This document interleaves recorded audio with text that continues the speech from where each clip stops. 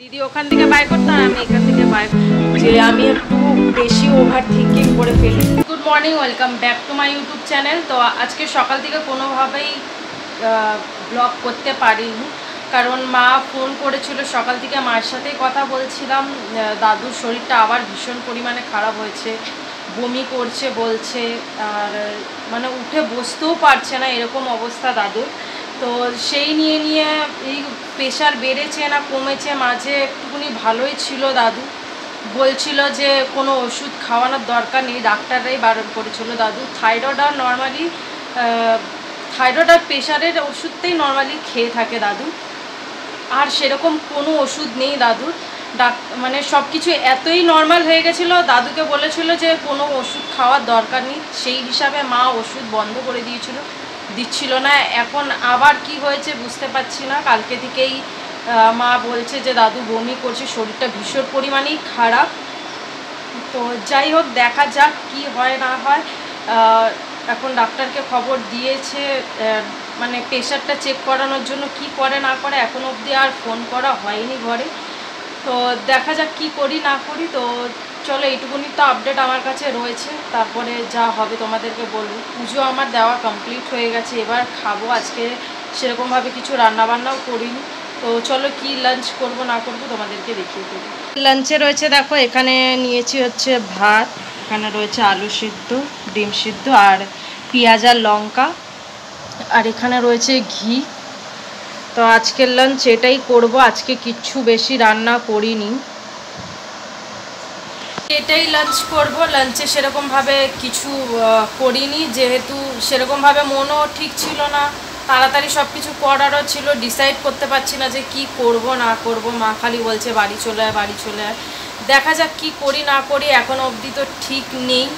তো তার জন্য সেরকমভাবে আর কিছু অ্যারেঞ্জ করতে পারিনি এখনের জন্য। রাত্রেবেলায় দেখি কি করব না করব, তখন সেটা তোমাদের সাথে অবশ্যই শেয়ার করব। তো চলো আগে লাঞ্চটা করে ফেলি, তারপরে তোমাদের সাথে কথা হবে। তো ভিডিওটা দেখতে থাকো আর সঙ্গে থাকো। বাজতে যাচ্ছে হচ্ছে 7:25। তো আজকে এবার দেখি আস্তে আস্তে ব্যাগগুলো গুছিয়ে নিই, কারণ হচ্ছে কবে কি হবে না হবে ঠিক নেই, হয়তো চলেও যেতে পারি। তার জন্য যেহেতু আমি অনেক জিনিস, মানে আমার যা যা জিনিস আছে সেইগুলো নিয়ে এসছি, সেইগুলো এবার কবে, মানে যদি তাড়াতাড়ি করে যেতে হয় বাড়িতে, তাহলে দিদির কোনো জিনিস না নিলেও চলবে, কিন্তু আমার জামা কাপড়গুলো যেগুলো রয়েছে সবকটা আমাকে গুছিয়ে নিয়েই বেরাতে হবে। তার জন্য চেষ্টা করছি যে আজকে থেকে একটুখানি প্যাকিংটা করতে থাকি, টুকটাক জিনিসগুলো যেগুলো রয়েছে ব্যাগে রেখে দিই, যাতে আমাকে পরে আর খুঁজতে না হয়। ব্যাগের মধ্যেই থাকুক, দরকার পড়লে ব্যাগ থেকে বার করে নিয়ে ইউজ করব। তো চলো টুকটুক করে জিনিসগুলো গুছিয়ে নিয়ে গোছাতে গোছাতে তোমাদের সাথে কথা হবে। তো ওখানে তো আমার স্ট্যান্ডটা রয়েছে, এতদিন ওখানেই ছিল স্ট্যান্ডটা, মানে জবের থেকে এসছি তবের থেকে ওখানেই রয়েছে, ইউজ করছি, রেখে দিচ্ছি ওখানেই। তো আমি চলে গেলে হয়তো এই জায়গাটা খালি হয়ে যাবে কয়েকটা, মানে একটা থাকতে থাকতে যেরকম হয়ে যায় না, যে নিজেরই ঘর মনে হয়, ছেড়ে যেতে ইচ্ছা করে না, সেরকমই ওখানেও কলকাতাতেও যখন ছিলাম তখন ওখানেও অনেক লোকেদের সাথে থাকা, যখন ওখান থেকে আসছিলাম তখন কষ্ট হচ্ছিল যে চলে গেলে হয়তো তাদের সাথে কথা হবে না, দেখা হবে না, এইসব জিনিসগুলো সেম জিনিস এখান থেকেও হচ্ছে। যাওয়ার সময় মনে মনে ভাবছি এই জায়গাটা খালি হয়ে যাবে টুকটাক।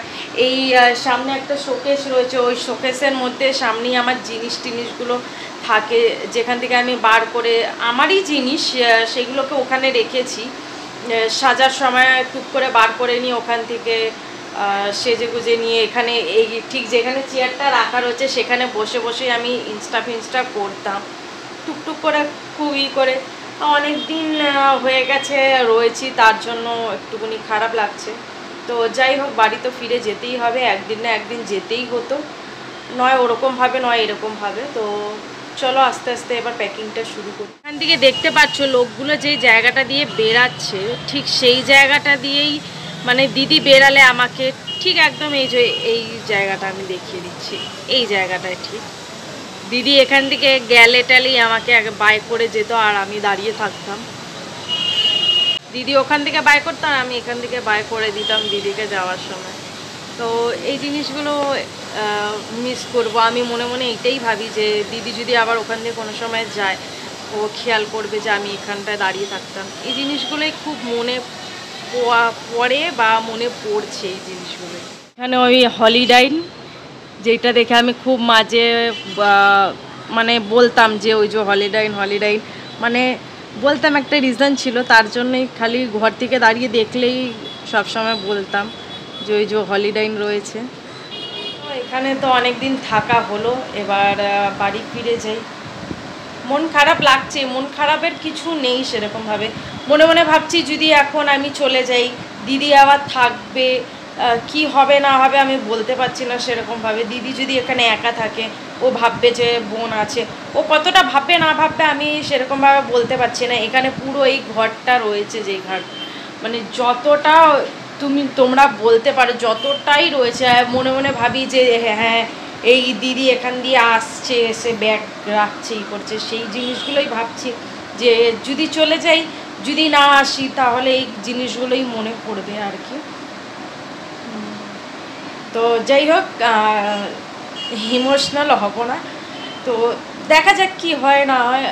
আমি এখন না, আমি পরের কথা ভেবে আমি এখনের না, পরের কথা ভেবে আমার মনটা খুব খারাপ লাগছে। তো যাই হোক, এরকম আমার মধ্যে এই জিনিসটা রয়েছে যে আমি একটু বেশি ওভার থিঙ্কিং করে ফেলি। কি হয়, দুদিনের ঘটনাটাকেও কোন সময় হয়েছে না হয়েছে সেই জিনিসগুলো আমার মধ্যে একটা রয়েছে ভাবার। তো এই জিনিসগুলো খারাপ জানি, তাও এরকম হয়। তো দেখা যাক। তো চলো, এখনও তো সময় রয়েছে, কবে কি হবে না হবে জানি না সেরকমভাবে। তো যখন যেই সময়ে যাব তখন তোমাদের সাথে কথা হয়, তখন তো তোমরা দেখতেই পারবে। তো চলো টুকটুক করে ব্যাগ ট্যাগগুলো গুছিয়ে নিই, তারপরে তোমাদের সাথে কথা হবে। তো চলো ভিডিওটা দেখতে থাকো সঙ্গে। এই লাইটের পাশেই আমার একেবারে এই ব্যাগটা, এই লাইটটা বার করে রেখেছি এখানে, লাইটের বক্স, এখানে আমার স্ট্যান্ডের বক্সটা, এই জিনিসগুলোই মানে খুব একটা কোনো সময় আমি দেখতে পেলে তখন এই জিনিসগুলোই মনে পড়বে যে এই জিনিসটা এখানে ছিল, ওই জিনিসটা ওখানে ছিল, আমার জিনিস। এখানে তোমাদেরকে যেটা বললাম যে আমার জিনিস বক্সটার মধ্যে এইখানটাতে আমার এই যে সব মেকআপের জিনিস, আর আমার বক্সটা এই যে এর মধ্যে আমার সব কানের টানেরগুলো সব রাখা রয়েছে। বেশি ভেবে ভেবে মন খারাপ করে ফেলছি, কিন্তু মন খারাপ করার তো কিছু নেই। আমি জানতামই আমি কয়েকদিনের জন্যই থাকবোই থাকবো। তো যাই হোক, ব্যাস এই।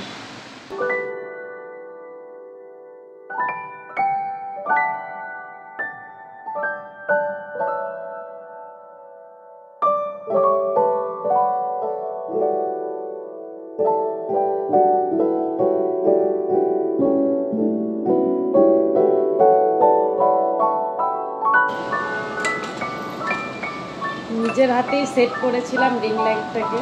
তো যেহেতু বেরিয়ে যাব, কবে বেরাবো তো ঠিক নেই, তাই এটাকেও খুলে নিচ্ছি, কারণ এইসব জিনিসগুলো হড়বড়িতে হবে না আমি জানি, তার জন্য আগের থেকে খুলে রেখে নিচ্ছি।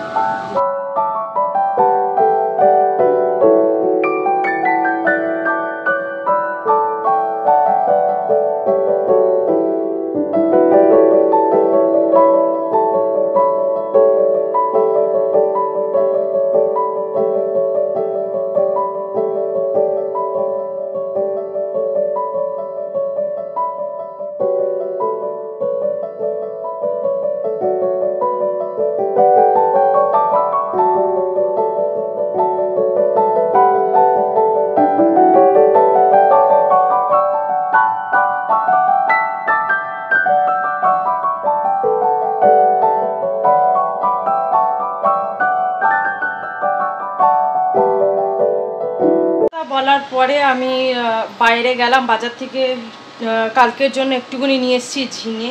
কালকে ঝিঙে আলুর তরকারি বানিয়ে নেবো, ঝিঙে আর পোস্ত নিয়ে এসেছি, তো ওইটা করে নেবো। এখন এখানে রান্না হচ্ছে রাত্রিরে, এখানে রুটি রয়েছে, আমি তো ভাত খাবো, আর ডিমের অমলেট বা পোচ সেটা পরে বানিয়ে নেবো। পোচই ভাবছি বানিয়ে নেবো, অনেকদিন পোচ খাই না। তো এইটা আজকের এখনের ডিনার রয়েছে। এখনও অবধি তো দাদুর মাঝে শুনেছিলাম দাদুর ঠিক আছে, একটুখানি নুন চিনি জল টল দিয়েছিল তখন ঠিক ছিল, তারপরে এখন আবার শুনছি নাকি মাথাটা ঘোরাচ্ছে। তো এখন আবার আর একজনের কাছ থেকে সাজেশন নেওয়া হচ্ছে কি হচ্ছে না হচ্ছে। তো সেরকম যদি হয় মারা কালকে দাদুকে আবার হসপিটালে নিয়ে যাবে। এর আগেও চেক আপ করিয়ে এসছে তোমাদের সাথে, সেইটা আমি ডিসকাস করিনি। রোজই কথা শুনি কিন্তু তোমাদেরকে ডিসকাস করি না, যেহেতু এখন মানে খুব বেশি সিরিয়াস হয়ে গেছে। আমরা কি করব না করব নিজেরাই ভাবতে পারছি না, তাই তোমাদেরকে বলছি এই কথাগুলো। তো যাই হোক, রান্নাটা তো হচ্ছে, তো চলো পরে তোমাদের সাথে কথা হবে। তো ভিডিও দেখো, এখানে মুসুরির ডাল দিয়ে আলুর তরকারি ডাল করেছি, আলু দিয়েছি এর মধ্যে, আর এখানে রয়েছে পোচ রুটি, আর আমার এখানে রয়েছে ভাত। তো এটাই আজকে ডিনার করব। তো চলো আগে খেয়ে নিই, তাতে কথা হয়েছে পরে। আবার এখন ডাক্তার এসেছিলো 11টা সাড়ে 11টার দিকে। তো ডাক্তার বলেছে অক্সিজেন লেভেলটা কম আছে দাদুর, তার জন্য বলেছে যদি সেরকম এমার্জেন্সি কিছু হয় একেবারে হাসপাতালে নিয়ে চলে যেতে বলেছে, বেশি ওয়েট করতে বারণ করেছে। তো মায়ের সাথে কথা হয়ে গেছে, এইটুকুনি তো আপডেট পেলাম। তো ভালো করে খাওয়া দাওয়াটা করতে বলেছে দাদু, যেরকম একেবারে খাওয়া দাওয়াটাও করছে না, তাও মা খাইয়ে টাইয়ে দিচ্ছে। তো চলো এর সাথেই ব্লগটা এন্ড করছি এখানেই, আবার দেখা হবে আর একটা নতুন ব্লগে। ততক্ষণের জন্য please do like comment share and subscribe to my YouTube channel which is Madhumita Sarkar entertainer. ততক্ষণের জন্য বাই।